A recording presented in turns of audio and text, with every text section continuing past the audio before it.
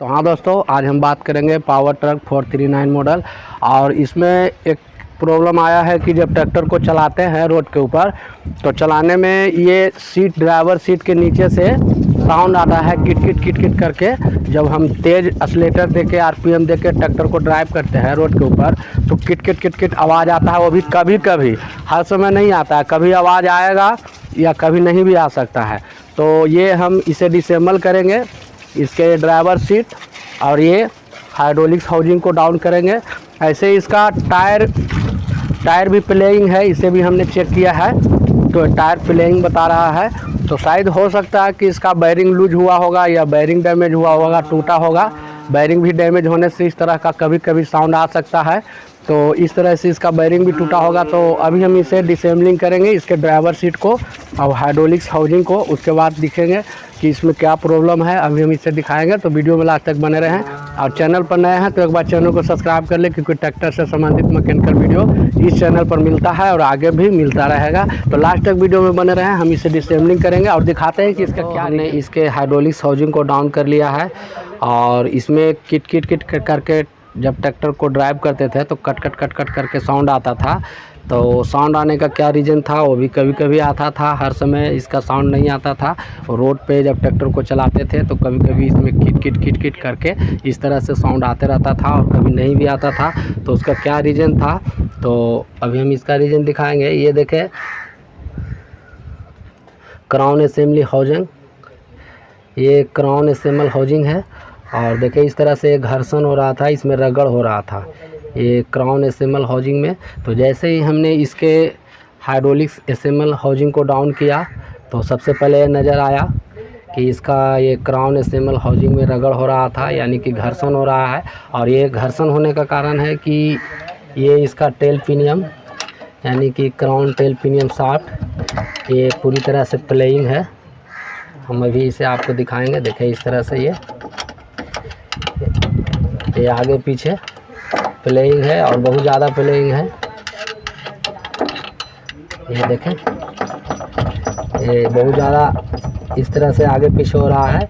और ये आगे आता था, इसीलिए ये क्राउन असेंबल हाउसिंग में इससे घर्षण होता था और इसीलिए कभी कभी इसमें साउंड आता था। तो ये क्राउन पिनियम का आगे पीछे होना, प्लेइंग होना, इसका मेन रीज़न है कि इसमें दो बैरिंग लगे होते हैं। एक ये बैरिंग जो आप ये दिख रहे हैं, देखें कितना आगे पीछे हो रहा है, बहुत ज़्यादा प्लेइंग है। तो इसीलिए इसमें ये क्राउन असेंबल में ये टच हो रहा था। ये देखिए, ये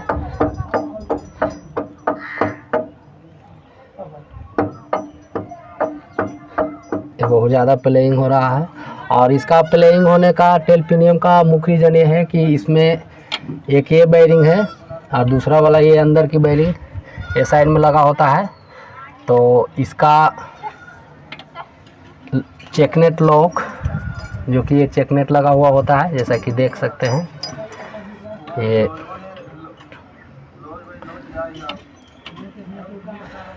ये इसका चेकनेट है जो कि पूरी तरह से खुला हुआ है।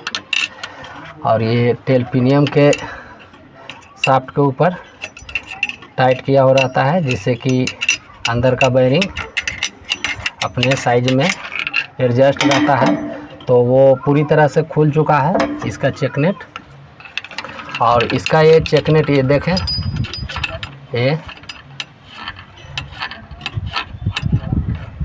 ये पूरी तरह से खुलकर बिल्कुल ये थ्रेड से बाहर आया हुआ है। लॉक टूटा था, जैसा कि देख सकते हैं लॉक है, और ये चेकनेट लॉक टूटा और इसी के कारण ये चेकनेट भी खुल गया है। और ये चेकनेट पूरी तरह से थ्रेड से बाहर आ गया खुल के। ये देख सकते हैं, ये चेकनेट पूरी तरह से खुला हुआ है ये। तो इसीलिए ये टेल पिनियम शाफ्ट में प्लेइंग आया और ये टेल पिनियम शाफ्ट आगे पीछे हो रहा था, यानी कि कभी आगे।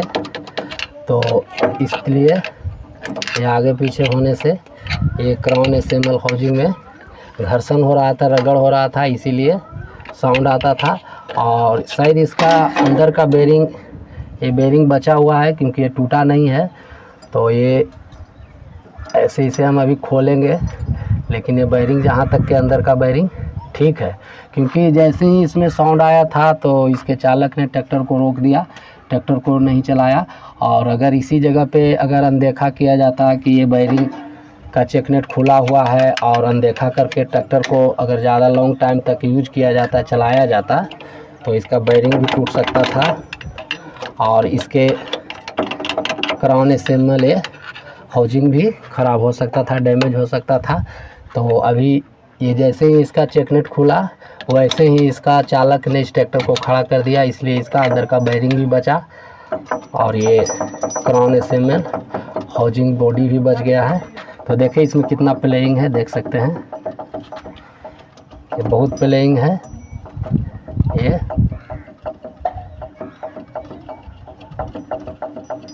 तो हम इसके यहाँ से पार्ट को अलग कर लेंगे, क्योंकि जब तक दो पार्ट नहीं करेंगे तब तक इसका बेरिंग, अंदर का बेरिंग और चेकनेट लॉक को नहीं लगा पाएंगे। तो हम इसे जल्दी से इसके सारे कनेक्शन को खोलकर और यहाँ से इस पार्ट को अलग कर लेंगे। और ये पार्ट को अलग करने के बाद इसका बेरिंग और टेल पिनियम शाफ्ट, थ्रेड और उसका लॉक का क्या पोजीशन है हम आपको दिखाएंगे। तो हाँ दोस्तों, हमने इसके इस पार्ट को अलग कर लिया है और इसके अब चेकनेट को निकालेंगे और लॉक को। तो यहाँ से हमने अलग कर लिया है, बहुत ज़्यादा दूरी नहीं लिया है क्योंकि इतना में हमारा काम हो जाएगा, तो इसीलिए हम इसे यहाँ से इतना ही अलग किया है। और हम अब इसके चेकनेट, लॉक, वाशर को निकालेंगे। तो ये चेकनेट जो कि इसका थ्रेड गुना ठीक है, इस सॉकेट को भी निकाल लेंगे, सॉकेट को भी निकालेंगे ये सॉकेट। और उसके बाद ये लॉक, ये वाशर और ये लॉक। देखिए जैसा कि ये लॉक टूटा हुआ है, इसका यहाँ पे ये लॉक रहता है एक इस जगह में, यहाँ पे ये इस जगह का लॉक टूटा हुआ है अंदर वाला।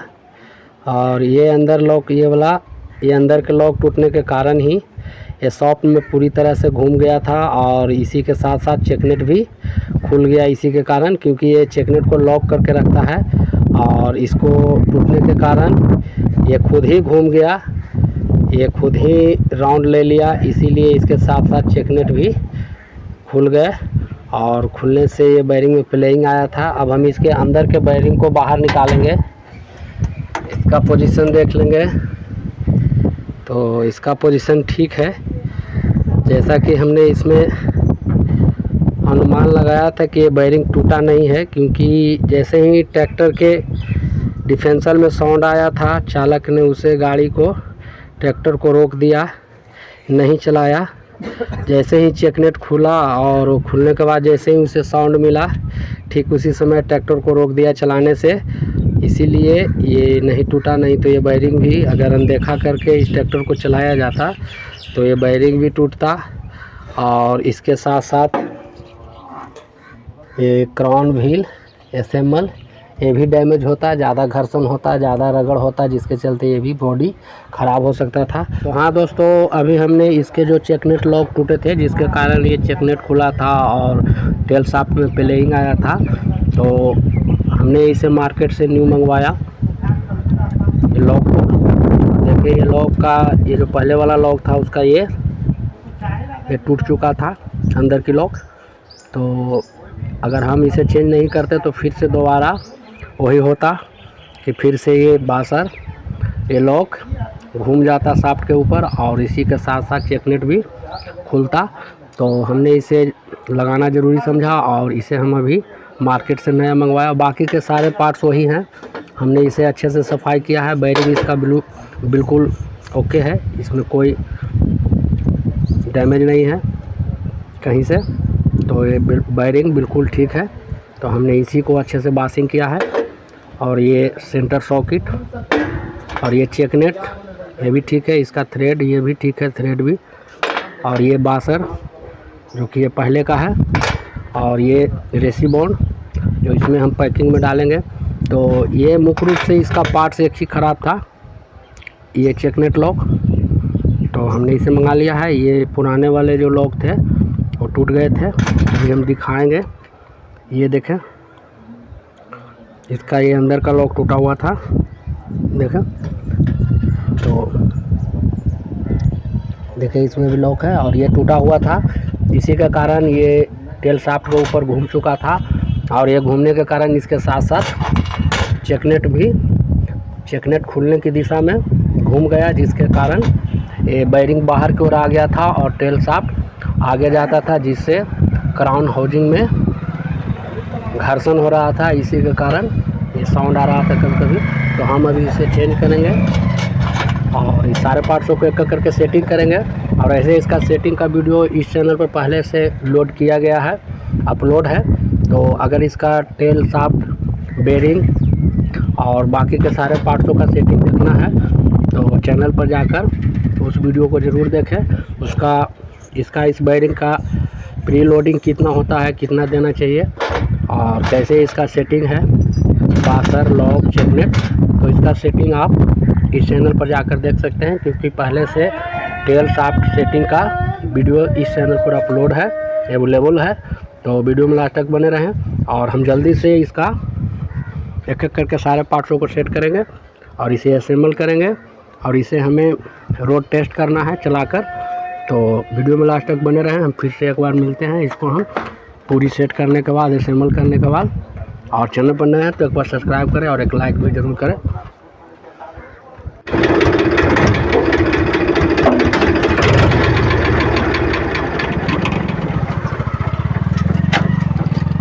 तो हाँ दोस्तों, अभी हमने इस ट्रैक्टर को रोड टेस्ट किया और इसके सारे बोल्ट, सारे पाइप कनेक्शन जो हमने यहाँ से अलग पार्ट किया था, तो इसे हमने सारे कनेक्शन को अभी सेट किया है और ट्रैक्टर को रोड टेस्ट भी किया।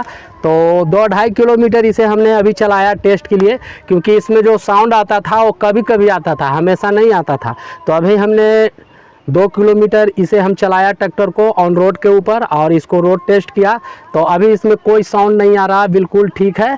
तो इस तरह से हमें ट्रैक्टर को ध्यान देना चाहिए कि जैसे ही अगर डिफरेंशियल से या गियर से जैसे ही साउंड आता है, ठीक उसी समय हमें ट्रैक्टर को रोक देना चाहिए, नहीं चलाना चाहिए। अगर हम ट्रैक्टर को अनदेखा करके चलाते रहते हैं, जिससे हमारे ट्रैक्टर में बहुत ज़्यादा नुकसान आ जाता है। अगर यही ट्रैक्टर को अनदेखा करके अगर चलाया जाता तो आज इसमें ज़्यादा नुकसान भी आ सकते थे। टेल शाफ्ट बेरिंग भी टूट सकता था, या टेल शाफ्ट गियर भी टूट सकते थे, बहुत सारे कुछ भी हो सकता था।